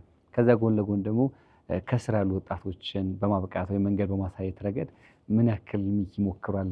ምን ያክልስ በሩ ክፍት ነው? ያን ከሱ ተጋርተው መሻገር ለሚፈልጉ? ኦኬ እንግዲህ እሱን ገና ነኝ። ፍለጋውም ውስጥ አልወጣውም። ወደ እኔም የመጣ የለም። አንድ ያየሁት ነገር ስራ ውስጥ ያሉት ልጆች በማላውቀው ምክንያት በጣም ራሳቸው ላይ ያላቸው እምነት ከፍ ያለ ነው እና ልትነግራቸውም ስትሞክር ብዙም አይቀበሉም። እና በተለይ እነዚህ አሁን ክለቡ ስንሰራ ምን አይነት ነገር ያለው ያው እኛ ሄድላይነሮች ሆነን እንሰራለን። ከዛ የሌሎቹን ደግሞ ለምሳሌ የማህሙድን የጥላሁንን እንደዚህ ኮፒ እያደረጉ የሚሰሩ ልጆች አሉ እና በጣም ታዋቂ ይሆናሉ። በጣም እና በልባቸው ምን ያስባሉ? እኔ ነኝ እኮ እንደውም አሪፍ ከሱ ምናምን አይነት ታያለ። እና ግን ያ ስሜት የመጀመሪያ አልበማቸውን እስኪያወጡ ነው። እና ከዛ በኋላ አልበሙ ከተሳካ አሰየው። ግን ብዙ ጊዜ ሳይ እንትን ይሆናል። ከዛ በኋላ ነው የሚገባቸው አልበም ሰርቶ ትልቅ ቦታ ስም ይዞ ሄድላይነር ሆኖ መስራት ምን ማለት እንደሆነ የሚገባቸው የዛን ጊዜ ነው። ግን እስቲ ቆይ ልስማል፣ እስቲ እንደዚህ እናርገው ብትላቸው ኦኬ ችግር የለም እሺ በቃ በዚህ ቀን ይሏል። ግን አንዳቸውም አይገኙም። እና ልክ ሲወድቁ ነገር ወይም ደግሞ አልሳካ ሲላቸው ነው ትዝ የምትላቸው። ግን ብዙዎቹ እንግዲህ አላቅም ወደፊት እኔ እድል ሆኖ ዜማም አልሰጠውም ለማንም አልሰጠም እስካሁን ለማንም እንደዚህ ሶሻል የማህበራዊ ጉዳይ ካልሆኑ በስተቀር አልሰጠውም። እና ወደፊት ከዛ አስበውና ቆይ ነው የራሴንስ መች ፕሮዲውስ አድርጌ ጨረስኩላለሁ። በ12 ዓመት በ10 ዓመት እያወጣን እሱን ጋር ብዙ ለመስራት ለራሴ ያስባለሁ። እና ግን ኤኒዋን አሁንም ፍላጎት ያለው ሰው ካለ ለመርዳት በጣም መልካም። ሙዚቃዎች በጣም ይወደዳሉ፣ ከፍ ያለ ተቀባይነትም አላቸው። ግን በቪዲዮ ክሊፕ አናይህም እና ከአዲሱ አልበምስ በቪዲዮ ክሊፕ ሚኪን የምናይበት አጋጣሚ ካለ ተብሏል። እውነት ነው። ክሊፕ ብዙ የለኝም እና ይደክመኝ። ክሊፕ ሲባል እንደ ሙዚቃው እንደ ፕሮዲውስ እንደማድረጉ አይቀለኝም፣ ከኔ ቁጥጥር ውጭ ነው። ደግሞ በምፈልገውም ደረጃ ፕሮዳክሽኖቹ አይመጡልኝም። ግን ከዚህ በኋላ እሰራለሁ፣ ጠይምን ከሰራው እጩ ትሆኛለሽ። ጠይም ነች። ግን አንቺም ይኸውልሽ እንትን ላይ ተናግሬያለሁ እኮ ብርሃኑ ጋፌ ላይ ቀይ ነን የሚሉት በሙሉ ፈረንጅ ውጭ ሀገር ቢሄዱ ጠይም ነው የሚሆኑት ብያለሁ። አሁን አንቺ ዩሮፕ ብትሄጂ ጠይም ነሽ። ስለዚህ ጠይም በዚህም በዛም ለብዙ ኢትዮጵያኖች የሚሰራ ነው እና ጠይም በጣም ትልቅ ሀሳብ ነው። ራሱ የሀገራችን መልክ ነው። ስለዚህ ብዙ ቀይ ነኝ ብለሽ አትመሳል። እሺ፣ እሷው ጋር እንቆይ። ሰዎች ጋር ቀርበ ተቀባይነት ስታገኝ የነበረው ስሜት፣ ሙዚቃ መጫወት እንደምትችል ስታሳይ የነበረው ስሜት ምን ይመስላል? ያን አጫውተን ነበር ያለች። እውነት ነው። የመጀመሪያው አክሴፕታንስ ያለው ተቀባይነት ከራሱ ግሩፑ ላይ ነው። እችላለሁ አልችልም ግሩፑ ይወስንልኝ ማለት ኦዲሽን ሲደረግ ማለት ነው። በአንዱ ውስጥ መስራት ከጀመርኩ በኋላ ከሆነ ጊዜ በኋላ በአንዱ በጣም ጮክ ያለ ነው እና ልምድም አልነበረኝም። ስለዚህ መጮህ ሆነብኝ እና ብዙም አልሰጠኝም። በኋላ ኮንኮርድ የሚባል ሆቴል ፒያኖ ባር አለው። እዛ ላይ በፒያኖ እና በሳክስፎን ብቻ በጣም ሜሎ የሆኑ ዘፈኖች ማለት እነዚህ ርግት ያሉ የድሮዎቹ በጣም እናንተ አታውቋቸውም፣ እነ ፍራንክ ሲናትራ፣ የነ ጂም ሪቭስ፣ የነ ናት ኪንግ ኮል የምላችሁ በጣም እነዚህ በጣም ወደኋላ ለእኔ እድሜ ራሱ በጣም ሩቅ ናቸው። ከኛዎቹ ያው የነ ግርማ በየነ እንደዚህ እነሱን ስሰራ በጣም ጠበብ ያለ ኦዲየንስ ነው ያለው፣ ግን በጣም ትልልቅ ሰዎች ሙዚቃ የሚያውቁ ናቸው። እነሱን ማሸነፍ ስችል አየሁ። በቃ ያ የኔ የመጀመሪያው ብሬኪንግ ፖይንት እዛ ጋ ነው እላለሁ። ለካ ድምፄ ሰውን ማዝናናት እችላለሁ። በጣም አሪፍ። እዛ ላይ ነው። ስለ ጌታቸው ካሳ ትንሽ ብትልን ብለሃል። ስለ ጌታቸው ካሳ ምን ልበልሽ? እንጃ። ጌታቸው ካሳ በጣም ምስኪን ሰው ግን በጣም ታለንትድ፣ ትንሽ ዘፈኖች ሰርቶ ትልቅ ደረጃ የደረሰ ምናልባት በኢትዮጵያ ሙዚቃ ታሪክ ውስጥ የራሱ ከለር ይዞ ያለፈ ሰው ነው እና በጣም ያው በራሱ ፐርሶናሊ ውጭ ነበር እና በቃ ብቸኛ የነበረ ሰው ምስኪን ሰው ነበረ። ግን በሙዚቃው በጣም በሳል ስራዎችን ሰርቶ የሄደ ሰው ነው። በጣም መልካም። አብዛኞቹ አድናቂዎች ሴቶች ናቸው። ለምንድን ነው? ለምን ይመስላል? ለምን በጣም ሴቶችን የሚያገዝፍ የሚያወድስ ዘፈን ነው ዘፍነው አይደል እንዴ? ያ ደግሞ በምክንያት ነው። ይሄ ካልኩሌትድ ይውደዱ ብዬ ሳይሆን እውነትም እንደዛ ሲሆን ነው። ኢትዮጵያን ወንዶች እድለኞች ናቸው እላለሁ። ምክንያቱም ሚስቶቻቸውና ልጆቻቸው ያምራሉ። እውነቴን ነው፣ ያምራሉ። ሚስቶቻችንም ኢትዮጵያ በጣም የታደለ ነው ወንዱ። ሴቶቹ በጣም ያምራሉ። እስቲ ተመልከት፣ አይታችሁ እያየሁ ነው ከዚህ ጀምሮ በእውነት የተለያየ የሚያምር መልክ። እንደኛ እድለኛ እኔ ብዙ ሀገር ሄጃለሁ እና ምናልባት ውብ የሆኑ ሴቶች ያሉት አንዱ ኢትዮጵያ ውስጥ ነው ያለ ጥርጥር። ስለዚህ ያን ነገር ተገልጸዋል። የኔ እምነቴን ዝም ብሎ ራሱ ቫይብሬት አድርጎ እንትን ሄዷል ማለት ነው። ለዛ ይመስለኛል። ግን እድል ነው። ልጅና ሴት የወደደው ዘፋኝ እድለኛል። ወድቆ አይወድቅም። መልካም። እሺ፣ በጣም የወደድኩት ዘፈን ከስራ ትሰጊያለሽ አሉ ነው። በጣም በተለየ መልኩ ደጋግሜ ሰምቻለሁ። ቁጥሩን ባገልጸውም ግን ለመጥራት የሚያስቸግሩ ቁጥር በጣም ነው ደስ ያለኝ ስለጠየቅሽኝ እሱን ጥያቄ። እሱ ግጥም እንደመጣ በዘፍነው ኖሮ በጣም ትጠይ ነበር። ምክንያቱም አይወደኝም ብለሽ ታወሪያለሽ አሉ ብሎ ነበር የመጣው እና አሁን ታወሪያለሽ ይሄ ስድብ ነው አይደል? ስለዚህ አሁን መስተካከል ነበረበት። ይሄማ ኤምፓወር አያደርግም። ስለዚህ ይሄ ነገር ተመካከርንና ወደ ትሰጊያለሽ በቃ ያቺ ቃል ስትቀየር መንፈሱ ሁሉ ይቀየራል እና ለምን ትሰጊያለሽ ወደሚለው አይነት ኮንሴፕት ግን ታወሪያለሽ ከሆነ አስበው በቃ አይታይም። በየቡናው ሰድቦ ለተሳዳቢ መስጠት ይባላል። ስለዚህ ግጥሞች እንዲህ ነው የሚስተካከሉት እና ሴቶችንም እንዲህ ነው ኢምፓወር የምናደርገው። ፊት ለፊቴ ስታዜም ባይ ደስ ይለኛል። ፊት ለፊቴ ስታዜም ባይ ቆይ አንድ ጊዜ እንቀጥል ወይስ ማዜሙን ያዝ እናድርገው? እሺ ዘፋኝ ባትሆን ምን ላይ ትውል ነበር? የት እናገኝህ ነበረ? እኔ ሲጀመር ዘፋኝ ሆኜ አልገባውም። እንዳልኩ ፖለቲካል ሳይንስ ማለት ነው። ፖለቲካል ሳይንስ ኢንተርናሽናል ሪሌሽንስ ማለት ዲፕሎማት ለመሆን አስቤ አይደለም የተማርኩት።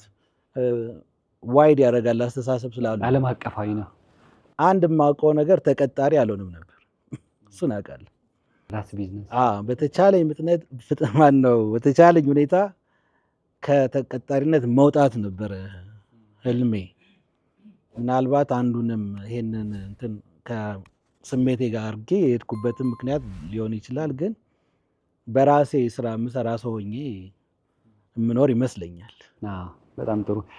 ሁለተኛው ጥያቄ ቅድም ጨረፍ አድርገህ መልሰዋል። አንተም ትመጪ እንደው የሚለው ከአንተ ህይወት ጋር እንደሚገናኝ አንስታልና ከኔ ህይወት ጋር የሚገናኝ ብለህ የምታስበው ሙዚቃ አለ ወይ ብላለች እና ከትመጪ እንደው ውጪ ሌላ ይኖር ይሆን ሚኪና ህይወቱን የሚገልጸው? አዎ አንተ ጎዳና ጎዳና ሞር ኦር ሌስ የራሴ የህይወት ሂደት ነው እና ግን ብዙ ሰው ነው የሚወደው። ምክንያቱም ብዙ ሰው የህይወት ሂደት እንደዛ ጎዳናው ምን እንደሆነ አያውቅም፣ ነገ ምን እንደሆነ አያውቅም። ስለዚህ አንተ ጎዳና የኔ የህይወት ክፍል ነው። አንተ ጎዳና ካነሳ የዛ ሰሞን ከአንተ ጎዳና ባልተናነሳ እንደውም ቀድሞ ማለት ይቻላል የፍቅር ምርጫዬ በጣም ይደመጥ የነበረበት ጊዜ ነውና አልበም ስታውጡ የፍቅር ምርጫዬ መጠሪያ ለማድረግ አላስባችሁ ነበር? አላስብኩም። ከምን አንጸለም ያኔ አንዳንዴ በጣም የተወደዱ ሰው ጋር የሚቀሩ ሙዚቃዎች ለአልበም መጠሪያነት ሲሆኑ እንመለከታለንና አንተ ጎዳና የተመረጠበት የተለየ ምክንያት ይኖር ይሆን ለአልበሙ መጠሪያነት? የኔ ህይወት ስለሆነ ነው። አንተን ስለሚገልጽ? እኔን ስለሚገልጸኝ ነው። ራሱ አንተ ጎዳናም በፍቅር ነበር የተጻፈው። በኋላ ሀብታሙ ቦጋለ ነው ይሄ ነገር እስቲ ሞር ኦፍ የህይወት ሌላንም ሰው እንዲጨምር የህይወት እናድርገው በሚል ነው እንደዛ አድርጎ የጻፈው። ጥሩ አድርጎ ነው የጻፈው በእውነት እና የፍቅር ምርጫዬ ደግሞ ገና ሰርተ ነው በዛን ጊዜ እንዴት ነው የምናደርገው? በሲዲ በርን እናደርገውና አንድ ኮፒ ለራሴ አንድ ኮፒ ደግሞ ለኤልያስ ሁለታችንን ወደ የቤታችን ሄድና እንሰማዋለን እና ሌሊት ሰርተን አድረን ነው። ከዛ ቁርስ ቤቴ እስኪመጣልኝ ከፍቼው ሪፒት ላይ አድርጌው ሰማዋለሁ። ጆሮዬ ላይ ዘፈን ደግሞ ምንድነው ጆሮ ላይ እያደገ ሲመጣ በጣም ጥሩ ነው። እንደዛ አይነት ስሜት ተሰማኝ። ከአንዱ ትራክ ማለት ሲደግሞ ሌላ ነው ገርሞኝ እያለ ኤልያስ ደወለ። ይሄ ዘፈን ቆንጆ ዘፈን ነው አለኝ።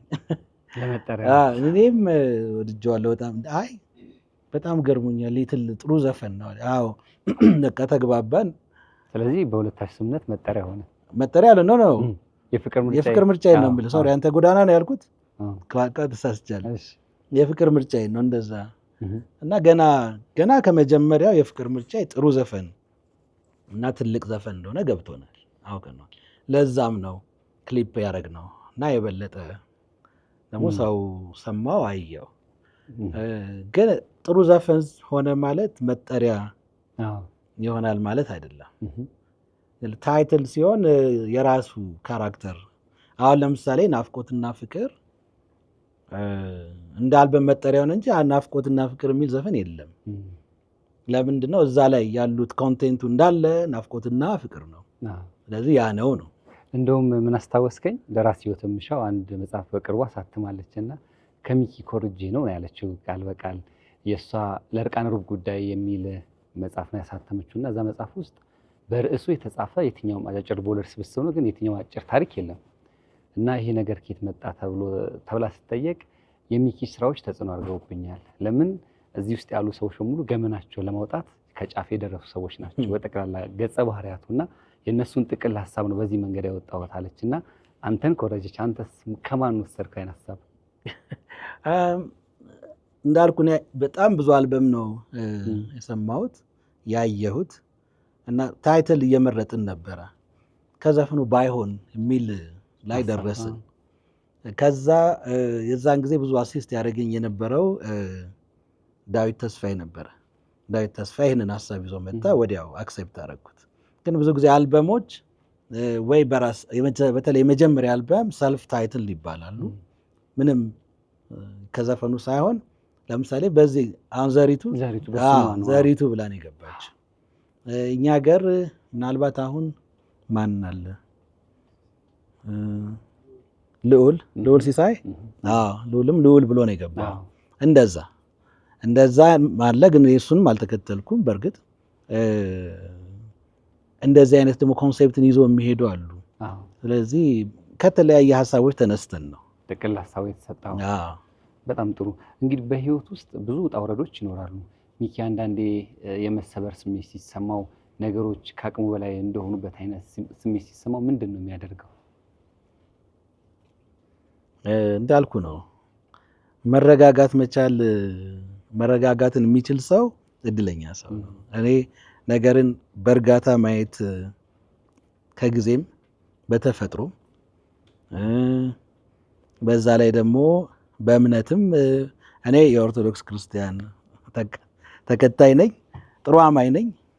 ቤተክርስቲያንም ሄዳለሁ እና አንዳንዴ ከአቅም በላይ ሲሆን እዛም ሄደህ ትጠለላለህ።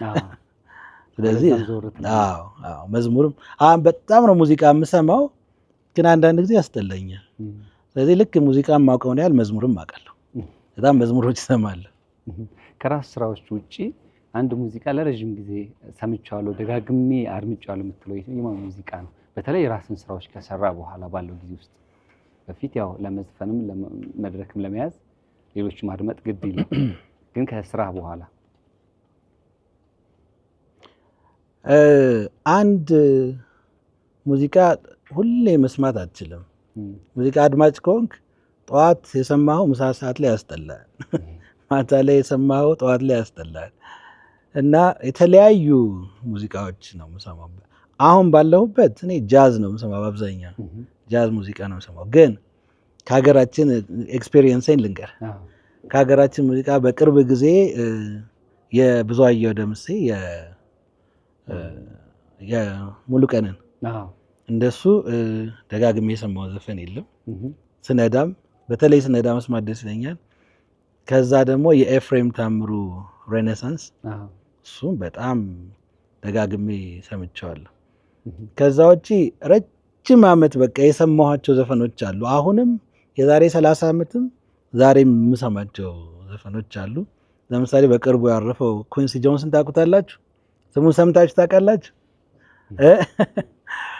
የኩዊንሲ ጆንስ አይነት የ80ዎቹ የ70ዎቹ የነሱ አይነት ሳውንዶች በጣም ያሳደጉኝ ስለሆኑ በጣም ነው የምሰማው። እንደዛ የ70ዎቹ ያው የአሜሪካን ሙዚቃ በጣም አሪፍ። እነዚህን መልስ ያው ከተማርከው ከፖለቲካል ሳይንስ አንጻር የምትከተለው ሞቶ አለ ወይ?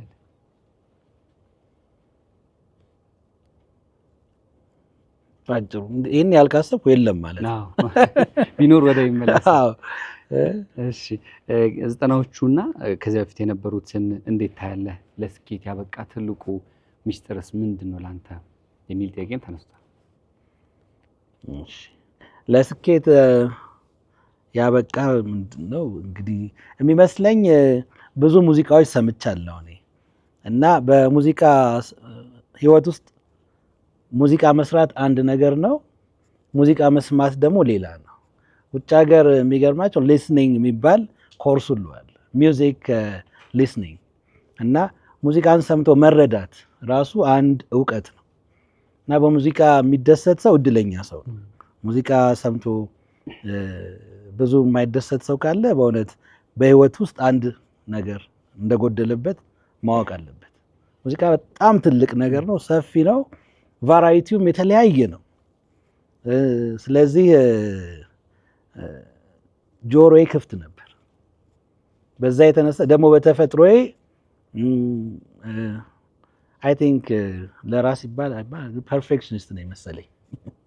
አሁን ለምሳሌ ስዕል እንደዚህ ጠመም ብሎ ካየው ሰው ቤት ሄጄ መጀመሪያ እሱን ነው የማስተካክለው። እንደዛ አይነት ባህሪ ያለኝ እና ሙዚቃ ላይም በፍጹም የተንጠባጠበ ምን ያለ እኔን ያላስደሰተኝ ነገር አላልፍም። ከግጥምም ከዜማም ከቅንብርም ከዛ በኋላ እሰማዋለሁ። ምን አደርጋለሁ? ከመውጣቱ በፊት በጣም ነው ደጋግሜ የምሰማው። በጣም እኔ እሱ ምን እላለሁ? ስትረስ ቴስት እለዋለሁ ለራሴ። ያ ማለት ነው ያ ዘፈን ከሰለቸኝ ነገ አድማጭ ጋር ሄዶም ይሰለቻል ማለት ነው። ስለዚህ ያንን ያለፉት ዘፈኖች ናቸው ለአድማጭ የሚለቀቁት። እንግዲህ ምናልባት ያ ሊሆን ይችላል። እንግዲህ ይሄ ነው ለስኬት ያበቃም ይሄ መንገድ ነው። ይሄ መንገድ ነው። ምንድነው ፐርፌክሽኒስት መሆን? በጣም ፐርፌክሽኒስትን ባትሆን እያወቅከው ስህተት እያለው አንድ ነገር ስራን ማሳለፍ ልክ አይደለም። እኔ የሚያጋጥመኝ ነው። በተለይ አሁን ለምሳሌ በአጋጣሚ ቤትም ሰርቻለሁ እና ቤት የሚሰሩ ልጆች ሙያ ያላቸው ልጆች ያጋጥሙኛል እና አበላሽተው ይጠብቋል። እና እንዴ ትችል የለ እንዴ ለምን አበላሽተው ስትለው አይ ሁሌ እኮ ትክክል መሆን አለበት እንዴ ይላል። ለምን ማለት እንደሆነ አይገባኝም። እንዴት ነው ስህተት መሆኑን እያወቅ ልቦና ተቀብሎ የሚሄደው? ስለዚህ ይሄ ካለባቸው አስተካክሉ። እሺ ከ1990ዎቹ እስከ ሚሊኒየሙ ድረስ ባሉት በጣም በርካታ ሙዚቃ አልበሞች ወጥቷል። 90ዎቹ ላይም ያለውም የኛ የልጅነት ሙዚቃን ያጣጣምንበት ጊዜ እና ያን ጊዜ እንዴት ትገልጿለህ?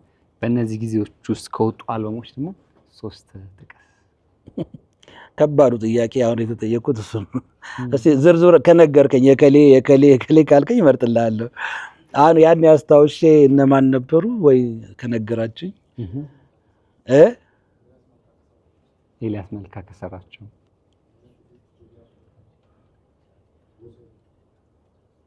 የነ ጎሳዬ አሌክስ ኢቫንጋዲ ኖ ኢቫንጋዲ ነው ራሱ ነው።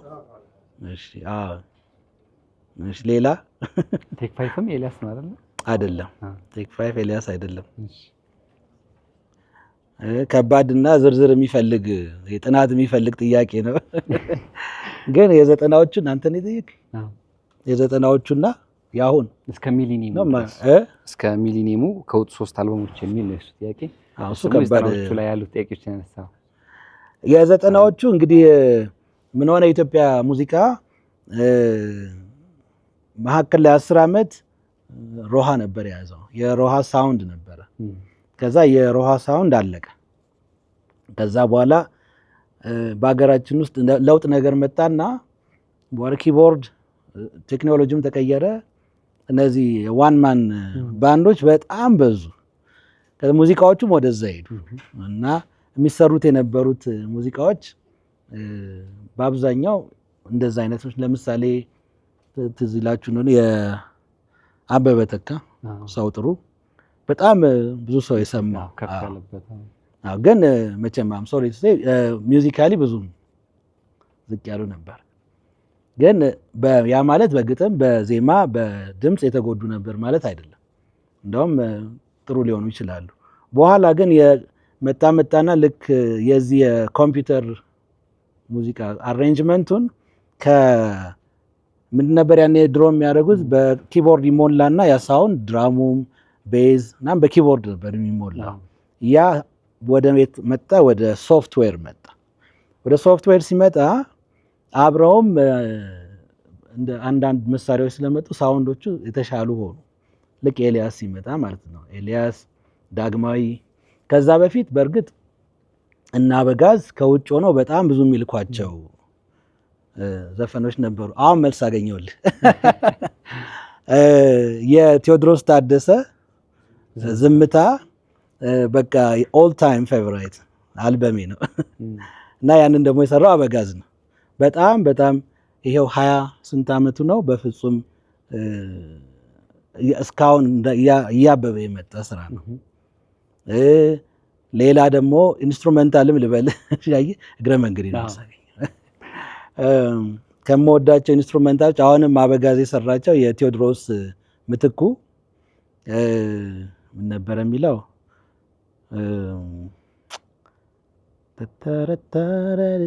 የሆነ ሶሪ ታይትሉ ጠፋኝ። እሱንም በጣም ነው የምወደው። 2 አገኘው፣ 3ኛ በኋላ ነው 3 ይፈልጋል።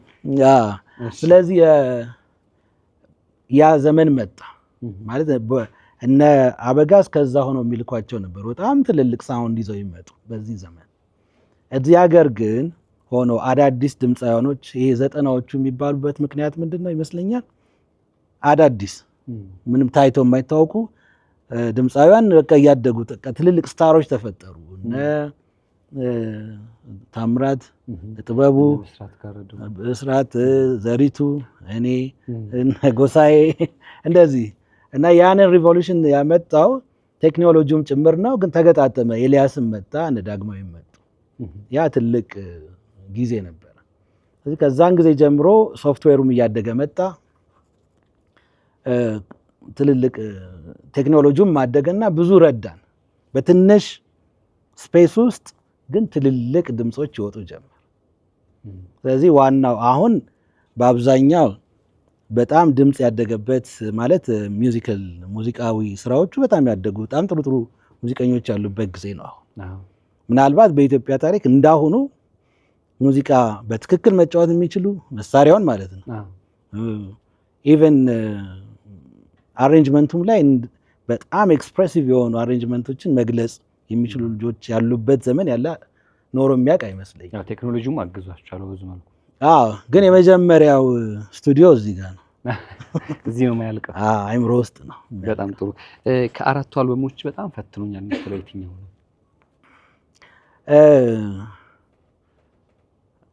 ሁለት አይነት ፈተና። የጉልበት ፈተና ከሆነ መለያ ቀለሜ ነው። የአይምሮ ፈተና ደግሞ አንድ ቃል ነው። አንድ ቃል የፈተነኝ ምክንያት ምንድነው? ናፍቆትና ፍቅር ደርሶበት የደረሰበት የእውቅና ደረጃ በጣም ትልቅ ስለነበር ያንን የሚስተካከል ለማምጣት እርግጠኝነት በቃ እሱን እርግጠኛ የመሆን ችግር ፈጥሮብኝ ነበር። ግን ቀስ ቀስ እያልኩ በጊዜ አስተካክየው እርግጠኛ ሆኜ አውጥቼዋለሁ። በጣም ጥሩ። ወደ ውስጥ መጨረሻ ጥያቄዎቻችን እንምጣ።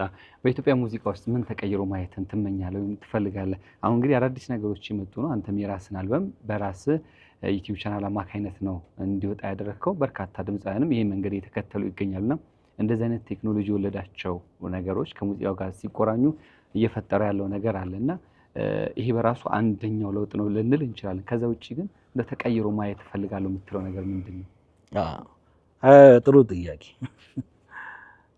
ኢትዮጵያ ሙዚቃ ላይ ተቀይሮ ማየት የምፈልገው የኢትዮጵያ ሙዚቃ ኢንዱስትሪ ሆኖ ማየት ነው የምፈልገው። አሁን የጎጆ ኢንዱስትሪ መሆን አልቻለም። የሆነ ኪችን ዝም ብሎ ይሆን። ምክንያቱም በውስጡ እንዳለን የህዝብ አቅም እንዳለን ሪሶርስ እንዳለን ፈጠራ በውስጡ ግን ትራንዛክት የሚያደርገው ገንዘብ በጣም ያነሰ ነው። አንዱ ይሄ የሚሆንበት ምክንያት ምንድን ነው? ሙዚቃ በየትኛውም ዓለም በሰፖርት በስፖንሰርሺፕ እኛ ትልቅ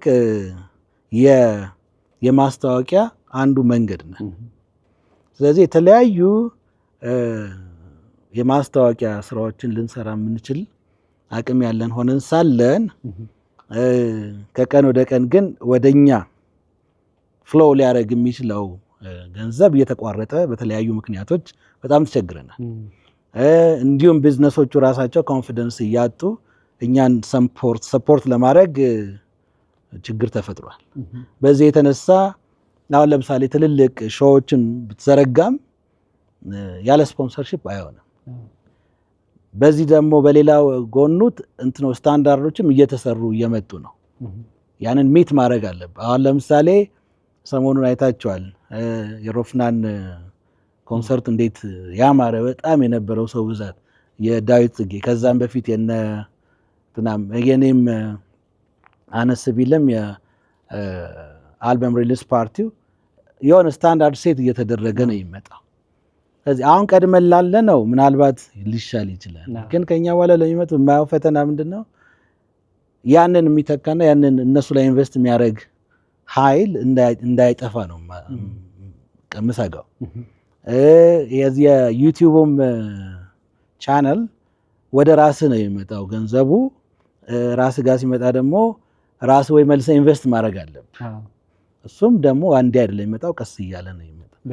ስለዚህ ማየት የምፈልገው የኛ ሀገር ሙዚቃ በኢንዱስትሪ ደረጃ አድጎ ፕሮዲውሰሮች መጥተው ኢቨን ኢንተርናሽናሊም ብቃት ያለው ነው እና ወደዛም መሻገር የሚችልበት መንገድ ቢፈጠር ደስ ይለኛል። መልካም ሚኪ፣ በጣም እናመሰግናለን።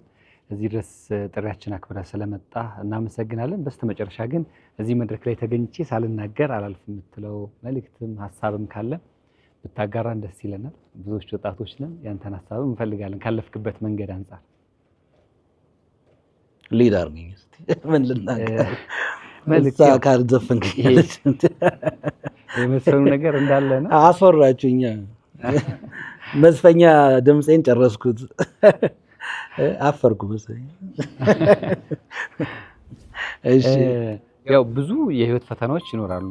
አንድ ሙዚቃውን ብሎ በሙዚቃ መንገድ ሲኬድ፣ ሁለት ደግሞ እቺ ወጣትነት የፈተና ጊዜ ናት ተብሎ ይነሳልና ከዛ አንጻር እንዲህ ብታደርጉ ይሄኛውን ነገር ብታሳኩ የምትለው ካለ? እዚህ ውስጥ ብዙ ሙዚቀኛ መሆን የሚፈልግ ሰው አለ? ምልክት ስጡ። ዝም አላችሁ። እኔ ምንም ነገር አላችሁም። ቢ ዘ ቤስት፣ ጥሩ ሙዚቀኛ ሁኑ።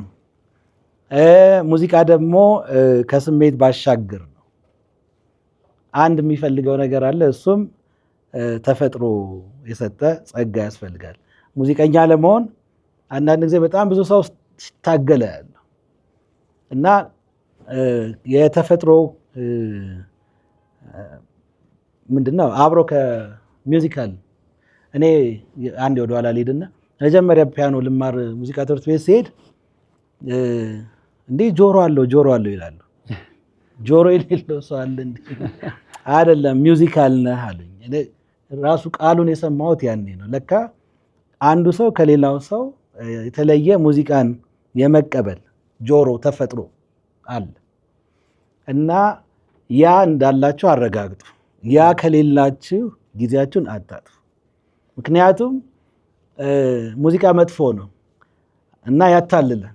ውስጡ ስትገባ ደስ ይላል ህይወቱ። ብዙ የምታገኝ በቃ ልታገኝ የማትችላቸው ይመስሉ ሰዎች ጋር አብረህ ቁጭ ትላለህ፣ ታወራለህ ምናምንና ሙዚቃ ወሬው ደስ ይላል፣ ጨዋታው ደስ ይላል። ከዛ ሬርሳለ ያለው በጣም ደስ የሚል ሰርክል ነው። ከዛ ያታልላል። እውነተኛው ታለንት ከሌላችሁ እንዳትገቡ። አሁን ባለው ሲቹዌሽን ደግሞ ሙዚቃም ብታውቁ እንደ ተጨማሪ ሌላ ፕሮፌሽን ቢኖራችሁ እመክራለሁ። እንግዲህ ከዛ ውጪ ምን ልበል እና ግን ይሄ መሀከል ላይ የሆነ ነገር አትሁኑ። አንዱ ዋናው ትክክለኛው be the best በቃ ዋናው አሪፍ ነኝ ነው። ይሄ ነው። ይሄ ለማንኛውም እንትን ነው በእርግጥ። ከዛ ውጪ በህይወት ላይ እንግዲህ እኔ ብዙ ማለት እችል ነበር አላልኩም እንደ እስካሁን እንደው ለማጠቃለል አሁን ወጣትነት ብዙ ፈተና ያለበት ጊዜ ነው ያየሁት ነገር።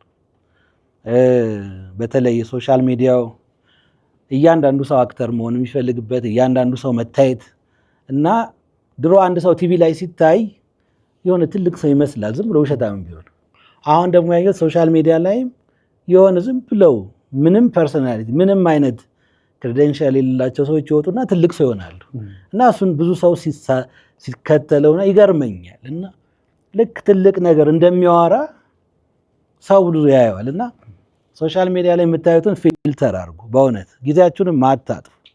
ሶሻል ሚዲያ በጣም አታላይ ነው፣ ጥቅምም የለውም። ግን ለጥቅም ከዋላችሁት አላቅም ማለት ቲክቶከር እንደዛ አይነት ነገር ሆኖ ማስታወቂያ የሚሰራበት ከሆነ እሺ።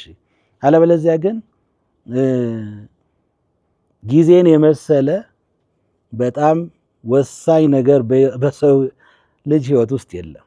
በፍጹም ደግማችሁ የማታገኙ ስለሆነ ፕላን አድርጉ። ጠዋት ስትነቁ ምን ልትሰሩ እንደፈለጋችሁ ወቁ። አንድ ነገር እንገራችሁ። አንድ ጊዜ ማረባበስ ይቅርን ሰርተን ያ ብዙ ቦታ ነው ይሄድ ነው እና በዚህ በዩኤስኤአይዲ በኩል እንትና ብራድ ፒት መጣ እና የሰራነውን ልጆች አገናኙን። ከዛ ልክ ሲያገኘን የመጀመሪያ የጠየቀን ሄይ ጋይስ how do you spend your day አለ። ከዛ እግዚአብሔር ይስጠው በመሃል አንድ ሰው መጣና አቋረጠው መልስ ሳንመልስ እና አንድ ሰው ቀኑን እንዴት ነው የሚያሳልፈው? በቃ ወዲያው ያቀን ነበር እንዴት እንደምናሳልፍ ትልቅ ጥያቄ ነው። how do you spend your day መልሱ ሁሉ እዛ ላይ ነው ያለው። እያንዳንዱ የዕለት ውሏችን የኛ ማንነት ትገነባለች። በቃ በጣም ጥሩ። እሺ ሚኪ በጣም እናመሰግናለን። ፈጣሪ አክብርልን እዚህ ድረስ ጥሪያችን አክብረ ስለመጣ እናንተም ታዳሚያን ስለመጣችሁ እጅግ በጣም ደስ ብሎናል። እናመሰግናለን። አሪፍና ፍሬ ያለው ነገር ማንስታችኋል። እናንተም አሁን ከዚህ በኋላ የሚኖረን ፕሮግራም የፎቶ መነሳት መርሃ ግብር ነው። ከሚኪ ጋር ማስታወሻ እናስቀርና እንሰነባበታለን። ለአሁኑ ግን እጅግ በጣም እናመሰግናለን። እኔም አመሰግናለሁ።